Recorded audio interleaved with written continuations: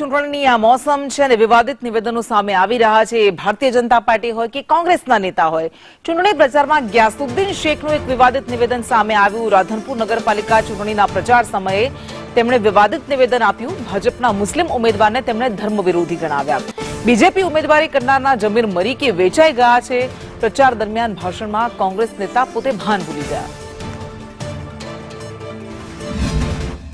ભારતીય જનતા પાર્ટીમાં કઈ રીતના ઉમેદવારી કરે છે હું માનું છું કે એમના જમીન કેટલા પડી ગયા છે, કેટલા વેચાઈ ગયા છે, કે આપણને ખબર છે કે રોજ આપણા મોટા ભાઈ સમાન હિન્દુ સમાજ સાથેનો આપણને સંઘર્ષ કરવાનો ભારતીય જનતા પાર્ટી પ્રયાસ કરતી હોય, હિન્દુ મુસ્લિમ વચ્ચે ઝઘડા થાય એવા પ્રયાસ કરતી હોય. આપણે તો હિન્દુ સમાજને આપણા મોટા ભાઈ માનીએ છીએ, પરંતુ ભારતીય જનતા પાર્ટીને એ ગમતું નથી.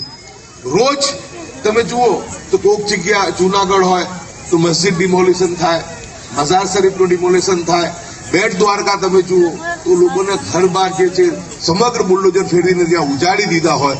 રોજ આપણા પેગમ્બર સાહેબની અવમાનના થતી હોય, લિન્ચિંગ મોબ લિન્ચિંગ થતી હોય, એવા પક્ષની અંદર કેટલો જેનો જમીર મરી ગયો એવી વ્યક્તિ એની અંદરથી ઉમેદવારી નોંધાઈ શકે.